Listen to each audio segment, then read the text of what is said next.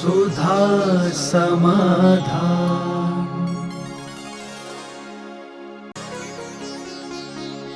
नमोस्तु गुरुदेव। स्त्री को मुनियों के दर्शन 7 हाथ दूर से बताया है, जबकि रानी चेलना ने यशोधर महामुनिराज के घाव को धोकर उस पर चंदन का लेप लगाया था। कृपया समाधान करिए। लोग ढूंढ ही लेते हैं कहीं ना कहीं।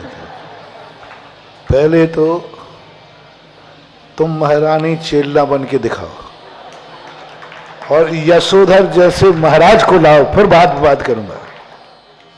यशोधर महाराज वो जो रात भर चींटियां खाते रहे, शरीर को खोखला कर दिया, फिर भी डिगे नहीं, भाव नहीं आया सर्प को हटाने का। और जिसने सर्प डाला उसको भी कभी उसके प्रति द्वेष भाव नहीं आया। पहले तो ऐसे महाराज बनाओ। मैं तो नहीं हूं ऐसा, गड़बड़ नहीं करना। देखो जो सांची कहना और खुश रहना। अपन को चींटी आ जाए, वो चींटी आगे देखो उतनी साधना। दूसरी बात है, महारानी चेलना जैसी पवित्र, कितनी बड़ी सती, कितनी बड़ा उसका जीवन तो देखो कैसा है। फिर भी वो धर्म से डिगी, सब कुछ उल्टा। उसके साथ धोखा हुआ, धोखे से शादी की, और कितना विपरीत शिकारी, मांसाहारी, जिन धर्म विरोधी, एक भी अनुकूलता नहीं थी। इसके बीच में भी धर्म को कभी छोड़ा, और पति पति को भी अंत में धर्मात्मा। ये दो बात है। पहला तो ये निर्णय करो, उस समय पात्र है। अब दूसरा निर्णय ये है कि विपत्ति काले मर्यादा नास्ति। मैं पूछता हूं आपसे, महाराज खड़े हैं, एकदम महाराज को चक्कर आया, इस तरफ महिलाएं खड़ी, इस तरफ पुरुष खड़े। अब यदि नहीं पकड़ते हैं तो महाराज गिरेंगे और दीवार में सिर लगेगा, मर सकते। और महिला महाराज को छू नहीं सकती। उस समय महिला को क्या करना चाहिए?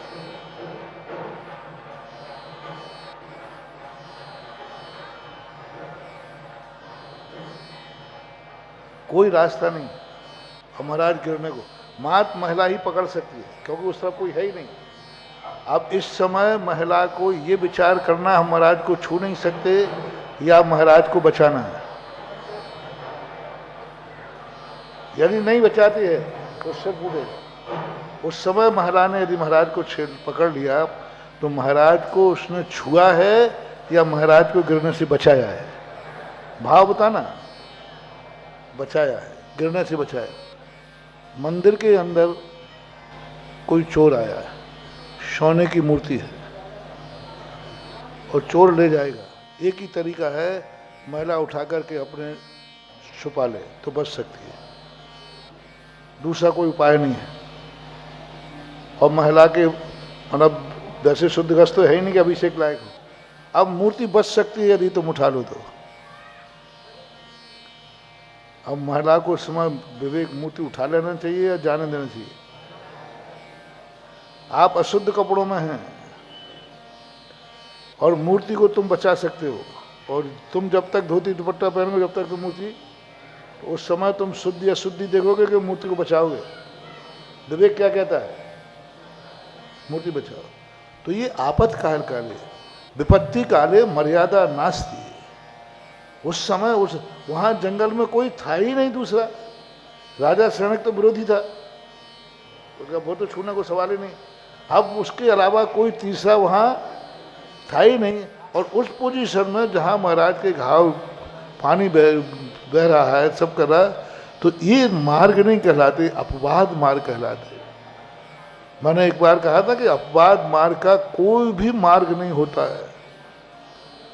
उस समय एक ही चीज देखना है। जैसे 2 दिन पहले कहा था ना, जच्चा बच्चा दोनों की जान खतरे में है, एक को मारना पड़ेगा।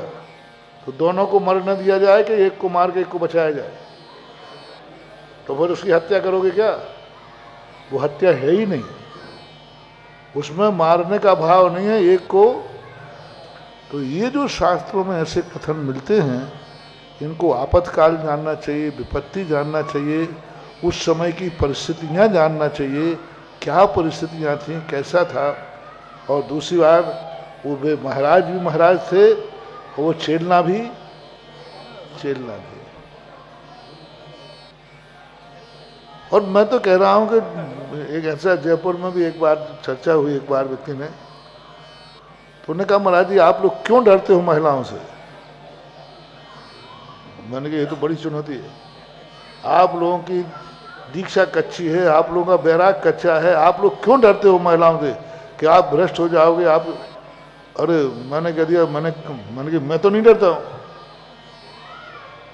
तो कि महाराज आप नहीं डरते हो तो फिर हमसे भैयावृत्ति कराते हो और महिलाओं से क्यों नहीं कराते? मैंने तो कभी मना नहीं किया। मैं समझ गया आज 21 रोम में है, तो मैंने भी कहा मैंने तो मना नहीं किया। कि महाराज जी देख लो, पर हम कहीं ये साची मैंने की धमकी खिसको दे, तुम्हारी महिलाओं से मैं डरने वाला नहीं हूँ, ना मेरी दीक्षा कच्ची है ना मेरा बैराग कच्चा है। मैंने कब मना किया कि महाराज देखो हो ही जाए, तो मैं हो जाए। तो बोलो देखो महाराज जी मैं अपनी पत्नी को बुलाते ही हूँ, इधर मैं करूंगा इधर पत्नी करेगी। तो मैंने कहा डरा किसको रहे? अब वो घबराए कि मामला कुछ है, महाराज जी तो आज ऐसे बोल रहे जैसे कि। हमने कहा देखो सुनो, बुला लेना मैं करा भी लूंगा, पर एक बात बता देना, पुरुष और महिलाओं में कोई भेद नहीं है ना, यही कहना चाहते हो? हाँ महाराज पुरुष महिलाओं में कोई भेद नहीं होना चाहिए। मैंने कि आप निर्णय करना। हमारे कमरे में रात के 10 बजे 9 बजे एक अकेला पुरुष कमरे में से निकल सकता है कि नहीं? बोलो।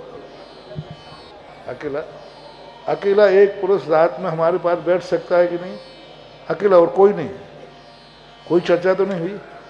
रात के 10 बजे कोई अकेली महिला हमारे कमरे में से निकलेगी और आप बाहर बैठे हैं, बोलो क्या होगा हंगामा?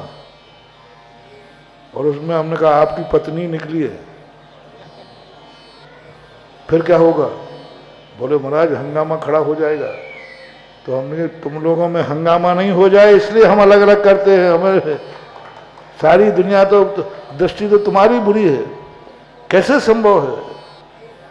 अकेली महिला बैठी हो, पुरुष अकेला बैठा पैर दबा के बैठ सकता है, अकेली महिला बैठी हो और कोई आकर के अन्न नाश्ते या कोई दूसरा व्यक्ति देख ले तो क्या कहेगा? बोलो वो ये मानेगा कि स्त्री पुरुष में कोई भेद नहीं है, कि उसके परिणाम बिगड़ेंगे। ये क्या तमाशा है? ये क्या स्थिति है? कल्पना करो उसका क्या होगा। उसी समय आप उठे हैं, धोती दुपट्टा पहने हैं, जब प्रश्न किया है तो अब हो ही जाए जो है सो है, महावीर की जय। आप धोती दुपट्टा पहने अक्षय जी, और उठते हुए तुम्हारा दुपट्टा मेरे ऊपर गिर गया, हो सकता है ऐसा कि नहीं? और ये महिला बैठी है कोई है नहीं, और उसी समय इनका पल्ला गिर गया, गिर सकता है कि नहीं? बोलते नहीं हो, हाँ में हाथ मिलाओ। और उसी समय कोई आ गया तो कल्पना कर लो बेटा, अब आगे जो है सो है, महावीर की संभाल पाओगे? यद्यपि शुद्धम लोक विरुद्धम ना करणीयम ना अचरणीयम, दोनों के परिणाम भली शुद्ध हों, लेकिन लोक मर्यादा के विरुद्ध है तो उसको मानना ही चाहिए। चाहे ठीक है आपके परिणाम शुद्ध हैं, लेकिन लोक मर्यादा क्या कहती है? 7 हाथ दूर कहा है तो वो कहा है बहुत समझदारी से कहा है, और 7 हाथ दूर जाने। फिर लोग कहते हैं 7 हाथ दूर से आहार कर नमस्कार करने कहा, तो ऐसा करो आहार के समय भी चमचा 7 हाथ का बड़ा बनवाओ। हाँ, जो स्त्री प्रेमी होते ना, स्त्री प्रेमी, वो यही तरीका देते, फिर चमचा भी 7 हाथ। अरे भाई हर समय नहीं, आहार के समय की मुद्रा अलग है।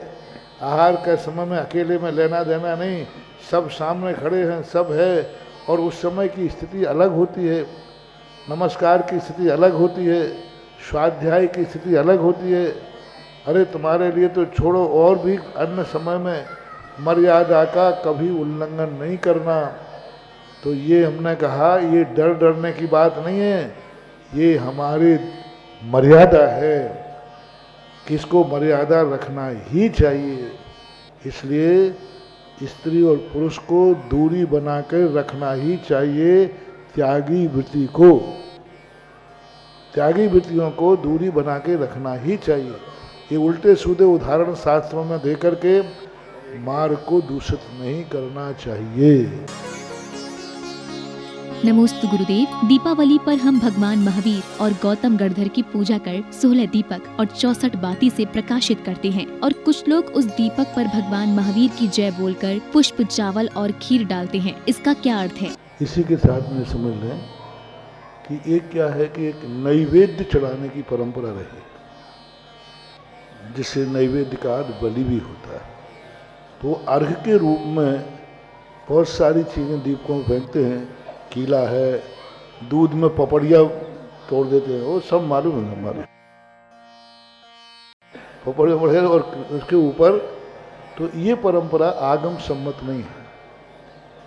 ये परंपरा एक प्रकार का जो अन्य कोई देवी देवता आदि हैं उनके लिए एक प्रकार की छिटकी है। उनको एक देने की किसी भट्टार को ने परंपरा चला दी। बाकी जैन आगम में ऐसा कुछ भी नहीं है, करने की कोई कहीं आगम शास्त्र में लिखा नहीं। वो परंपरा चल पड़ी है, इसलिए वो चल पड़ी है। नमोस्तु गुरुदेव। गुरुदेव, आपने कहा था कि चातुर्मास कलश स्थापना पर बोली लेने पर उसका पुण्य शुरू हो जाता है, लेकिन कुछ महानुभाव बोली की राशि नहीं देते हैं और कलश भी नहीं उठाते हैं, तो उनको किस प्रकार का पुण्य बंध होगा? तो जब भाव तुमने किया था तो पवित्र भाव था कि मुझे बोली चाहिए, कलश चाहिए, पंचगण की बोली चाहिए, उस समय पुण्यबंध होता है। बाद में आपके परिणाम बिगड़ गए कि अपन को उठाने ही नहीं, पैसा देना ही नहीं। सम्मान था तो हो गया, पॉम्पलेट में नाम था सो छप गया, 4 महीने जय जयकार बुल रहा थी सो बुल गई। अब अपन काय को उठावे? तो फिर इतना बड़ा पाप, इतना बड़ा दोष कि वो संकल्प करने का पाप तो 0 हो जाएगा, और ये इतना महान निधत्त निकाचित कर्मों का पाप। बोली बोल करके नहीं लेना, लोग व्यवहार में ही बेईमान माना जाता है। लोग व्यवहार में बेईमान मानते हैं, ये तो धार्मिक कार्य है। ऐसी गलती कभी नहीं करना, बहुत महान दोष लगता है। ऐसी स्थिति में जब करना पड़ता है तो उसके लिए बहुत बड़ा प्रायश्चित होता है। मान लो कई बार होता है, मंदिर बोल दिया, अच्छा भाव था, बाद में जब उनकी परिस्थिति ऐसी हो गई कि वो देने लायक नहीं रहे, जब देने लायक नहीं रहे तब बेईमानी नहीं, 100 में सैकड़ों में कभी एक आध बार ऐसा हो, तब उसके लिए पंचायत बैठती है, समाज बैठती है। समाज फैसला करती है कि वस्तुतः है इसकी स्थिति खराब है। फिर समाज फैसला नहीं करे, समाज फैसला करेगी कि इसके लिए किसी गुरु के पास जाकर के इसका फैसला कराया जाए। वह व्यक्ति और पंचायत गुरु के पास जाएगी। गुरु जब उसको समझने के बाद उसको प्रायश्चित देंगे और प्रायश्चित दे करके उस बोली को समाप्त करेंगे। फिर उसके बाद वह उस बोली की से मुक्ति पा जाएगा। ये वो बम होते ना, एटम बम वगैरह मान के रहते हैं, ये बहुत बड़ी खतरनाक हैं। इनको यदि डिजॉल्व नहीं किया ना, हाँ, बम को भी शांत किया जाता है। यदि शांत नहीं किया तो ये जन्म जन्म तक फेरता है। बोली बोली हुए में हम समर्थ हैं, फिर भी यदि हम नहीं दे पा रहे हैं तो ये बोली का पैसा जन्म जन्म तक फेरेगा। जन्म जन्म तक तुम्हें कौड़ी को मोहताज करेगा। जिस कार्य में हाथ डालोगे उसी में तुम्हारी माटी सोना माटी होगा। जिस कार्य में विफलता ही भाव, एक आध जन्म में नहीं। कई लोग कहते महाराज जी आखिर कब अच्छे दिन आएंगे, पूरी जिंदगी निकल गई। जन्म जन्म, क्योंकि तुमने एक बार बोली बोल करके और उसको मुकर गए थे। वो परिणाम कभी गलती मत करना मानवा, कभी नहीं करना, मुकरना नहीं बोली बोलने के लिए। फिर तो प्राण जाए पर प्रण ही जाए, चाहे कुछ भी हो जाए। अब यदि आपको नहीं देने की शक्ति नहीं है तो ऐसे कैंसिल मत करना कि हम उठाने नहीं जाएंगे, हम बोली में खड़े नहीं होंगे, बोली बोल दिया सब हो गया, अब हम नहीं देना। नहीं, ऐसी गलती मत करना। समाज के सामने गुरु के पास जाके प्रायश्चित लेकर के फिर बोली को शांत करना। अपने आप बोली शांत होने वाली नहीं है कि अपन ने ले ली और यूँ छोड़ दी। ऐसे सामने वो कर्जा मड़ा रहेगा, वो बही खाते में लिखा रहेगा और उस पर ब्याज दर ब्याज तुम्हारा बढ़ता जाएगा। मान लो लाख रुपए की बोली है, साल भर में देना थी, 1 महीने में देना थी, आपने नहीं दिया, 50 साल तुम जिंदा रहे, तो 1 लाख रुपए का 50 साल का ब्याज लगा लो, चक्रवृद्धि लगाना। 1 लाख का जो मिले उसको फिर हर साल मूल में जोड़ दो, फिर उस पर लगाओ, फिर उस पर लगाओ। और भवांतरों में भी, इस भाव में नहीं, अगले भाव में भी यही क्रम चलेगा, है ना। वो ब्याज जुड़ता जाएगा। आप जिंदगी भर कमा के मर जाना, तुम कभी 2 पैसा नहीं जोड़ पाओगे, क्योंकि तुमने बोली बोल करके और बिना प्रायश्चित के उस बोली को तुमने शांत कर दिया है। ऐसी गलती नहीं करना। कोई दुश्मन भी हो तो भी ऐसी गलती भूल कर नहीं करना। हमने विधि बता दी, शांत करना है तो गुरु के पास जाके पंचायत की साक्षी में प्रायश्चित लो, उस प्रायश्चित के साथ करो, परिस्थितियां आ सकती है। नमोस्तु गुरुदेव। निमित्त और उपादान में क्या अंतर है और दोनों में मुख्य क्या है? देखो, सबकी चीज का मूल्यांकन अलग चीज है और मुख्यता अलग चीज है। मूल्यांकन उपादान का ज़्यादा होता है, निमित्त का नहीं। लेकिन जब उसका महत्व देखते हैं तो दोनों कम नहीं। एक 4 करोड़ की मर्सिडीज गाड़ी है और बाल्टी उसका 5 रुपए का है, तो मूल्य में तो अंतर है, लेकिन महत्व में दोनों बराबर है। यदि वो बाल्टी नहीं होगा तो 4 करोड़ की गाड़ी बेकार हो जाएगी। तो इसी प्रकार से मूल्य की अपेक्षामताओं को, दोनों की उपयोगिता कितनी है, हर चीज़ की अपने अपने स्थान पर योग्यता है। इतनी बड़ी लाइट जल रही है और एक थोड़ा सा कटआउट का तार टूट जाए तो, अब सब लाइट सही है, एक इतना सा तार रहता है कटआउट में, वो यदि टूट जाता है तो पूरी लाइट बुझ जाती है। इसलिए कटआउट का भी महत्व है, लाइट का भी महत्व है। दोनों को बराबर महत्व देना चाहिए। जिसमें कार्य होता है वह उपादान है, जिससे कार्य होता है वो निमित्त है। निमित्त कुछ करता नहीं है, निमित्त के बिना कुछ होता नहीं। सुधा समाधान।